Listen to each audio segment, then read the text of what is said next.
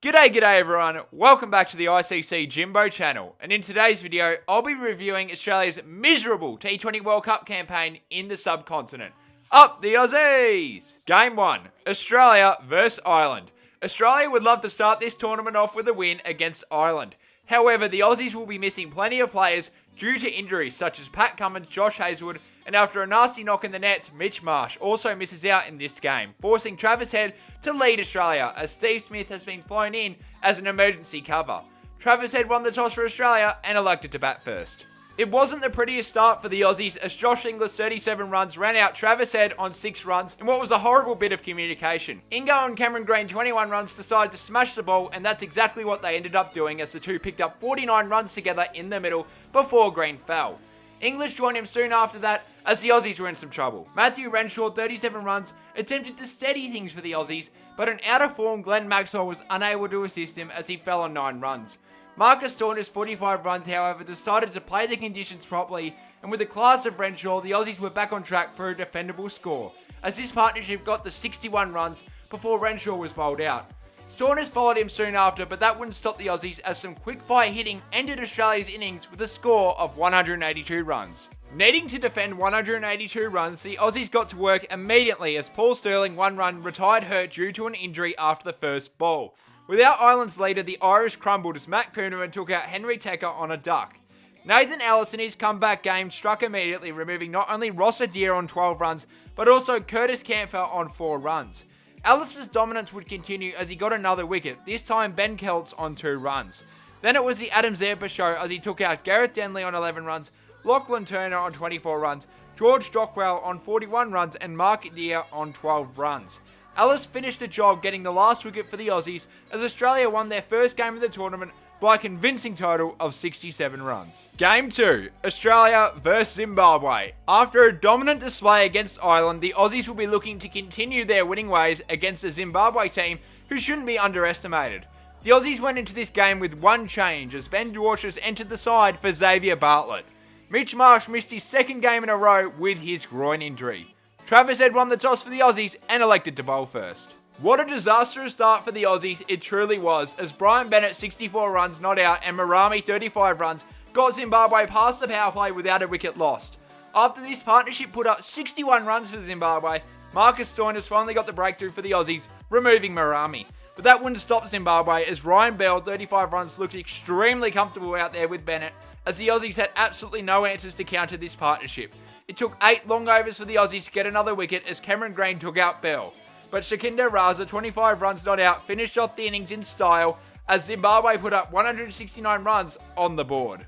The Aussies, just needing 170 runs to win, started aggressively as Josh Inglis 8 runs smashed a 6 but was immediately removed. The pain for Australia wouldn't stop there as Cameron Green and Tim David both fell on ducks as the pressure was right on Australia.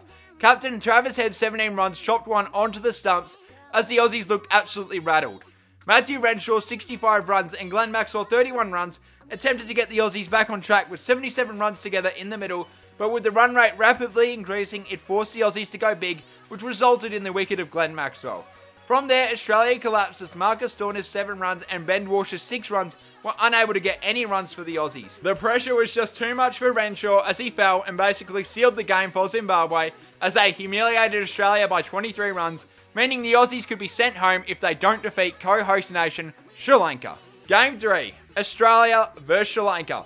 It's a do-or-die game for the Aussies as a win keeps them in the tournament, but a loss basically eliminates Australia out of this World Cup.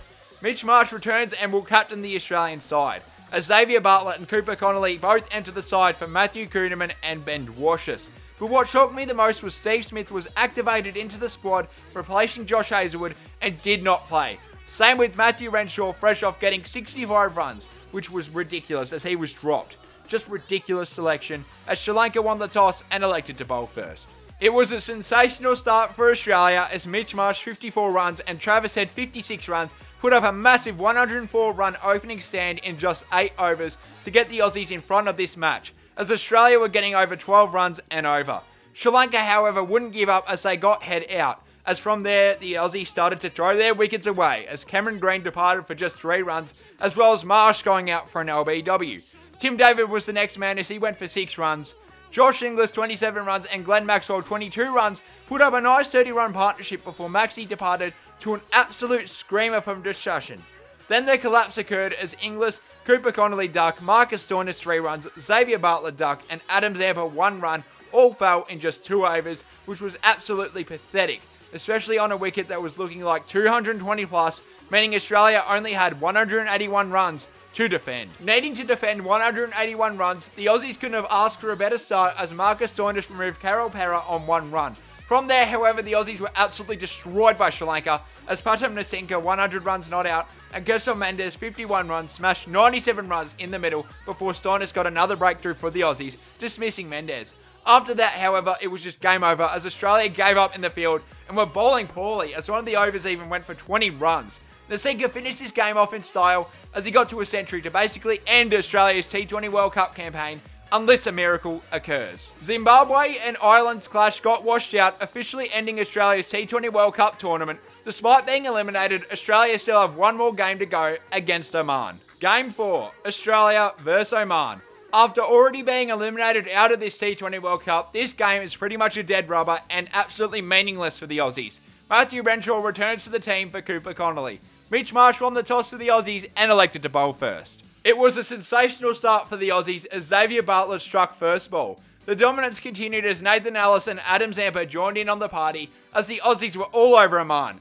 Glenn Maxwell and Marcus Stoinis then took the next 3 wickets before Zampa finished off Oman, getting a 4-for in the process as the Aussies bowled out this pathetic Oman side on 104 runs.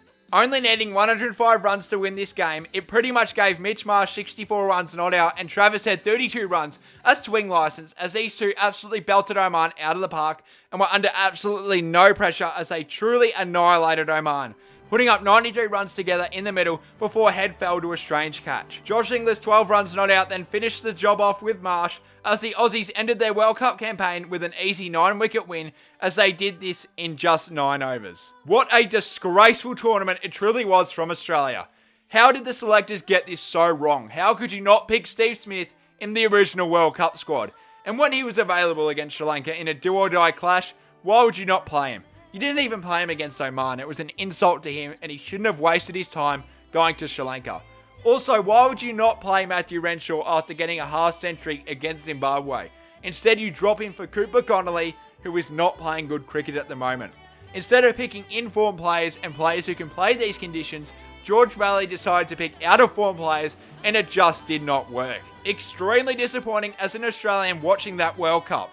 It just wasn't good enough and not up to international standard, as changes will need to be made for the next World Cup and the Olympics. Thanks for watching, guys, and until the next one, cheers.